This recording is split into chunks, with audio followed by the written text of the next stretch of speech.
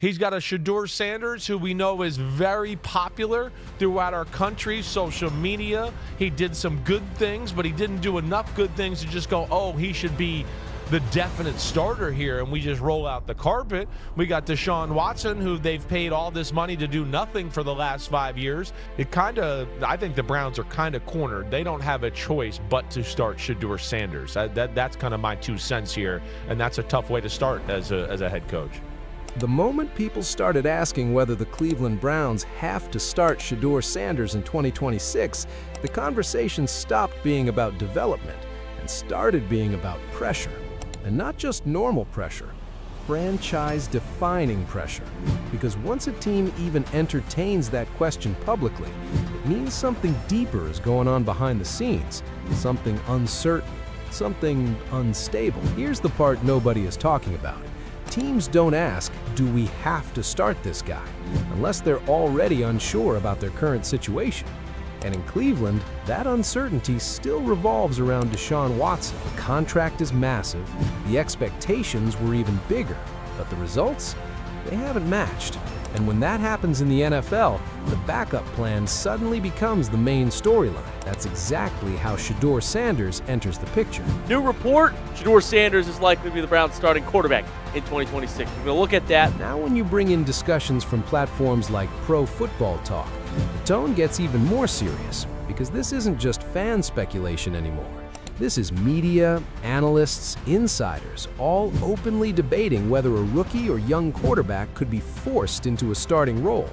And that word forced is the key here, because ideally, you want a young QB to earn the job. But when you're asking if he has to start, that means the organization might not have a choice. This is where it gets dangerous, because forcing a young QB into the spotlight too early can either make him or completely break him. The NFL is brutal. Defenses are faster, smarter, and way less forgiving than anything Shedeur has faced before. And if the Browns throw him in before he's ready, not only are they risking games, they're risking his confidence, his development, and potentially his entire trajectory. Zach Jackson then went ahead and then tweeted it out as so. It is fairly obvious mid-March, Shedeur Sanders has the runway to win the Browns starting quarterback job. This definitely makes sense. You could definitely see this in a lot of their offseason moves. They did not bring in any other quarterback in free agency. Let's talk about Shedeur for a second, because this isn't just hype.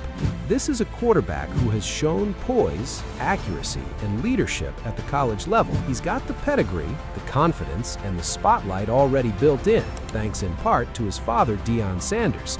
But college success doesn't automatically translate to the NFL. We've seen that story play out too many times. Talent isn't enough. Timing matters. Situation matters. Coaching matters.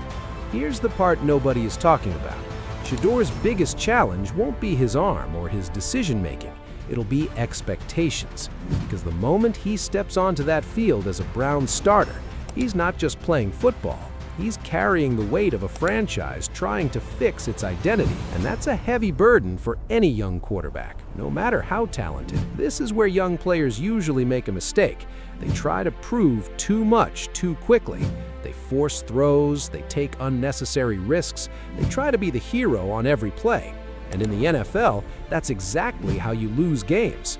The best quarterbacks don't just make plays, they avoid mistakes. That's a completely different mindset, and it takes time to develop. I've been consistent on this since November. If you're telling me everybody knows how I feel about Shedeur. But if you're telling me my choices are Shedeur and Deshaun, I will take Shedeur 11 times out of 10. I think everybody will. Because there is no upshot to playing Deshaun. Now let's zoom out and look at the bigger NFL landscape, because Cleveland isn't the only team dealing with quarterback questions.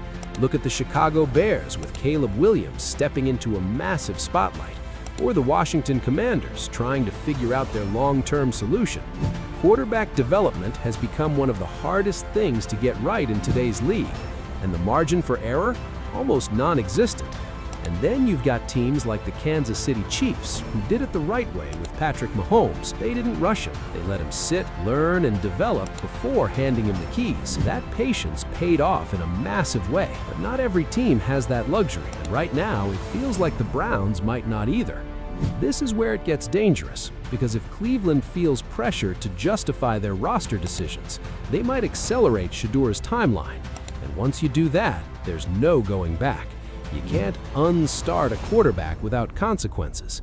Benching a young QB after throwing him into the fire can damage his confidence and create long-term issues. Now let's connect this back to Todd Monken and the coaching philosophy, because this is where things get really interesting. Monken is known for his offensive creativity and adaptability. He's worked with different types of quarterbacks, different systems, and different approaches. And if anyone can design an offense to ease a young QB into the league, it's him. But even the best system can't fully protect a player who isn't ready. Here's the part nobody is talking about. Monken's system might actually make Shedeur look better early on, which can create a false sense of readiness. Quick reads, structured plays, controlled environments, they can mask weaknesses temporarily.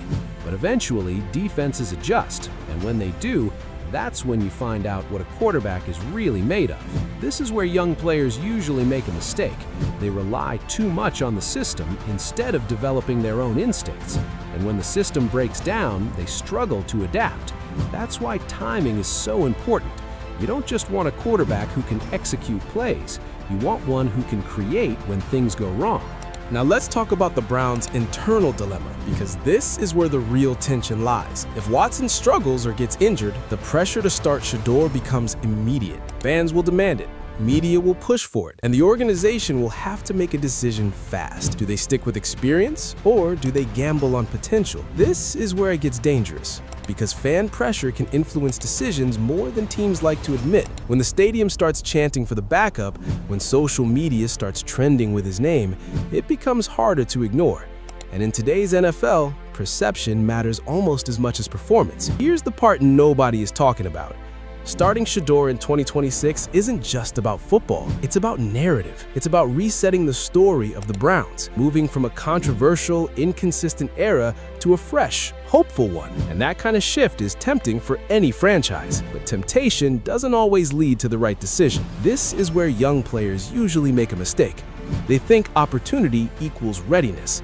But those are two completely different things. Just because the door opens doesn't mean you're prepared to walk through it. And for Shedeur, the worst case scenario isn't sitting on the bench, it's being thrown into a situation where he can't succeed. Now let's bring it back to the big question. Do the Browns have to start Shedeur Sanders in 2026? The honest answer is no. They don't have to, but they might feel like they do. And that's the difference that changes everything. Because if it becomes a forced decision, it's already the wrong one. And this is where it gets real. Because if Shedeur succeeds, Cleveland looks like a genius organization that found its future. But if he struggles, then you're looking at another reset, another rebuild, another cycle of what went wrong. So I'll leave you with this. If you're running the Browns, what matters more? Protecting your young quarterback's future or saving your franchise's present? Because you can't fully guarantee both, and the choice you make might define the next decade of football in Cleveland.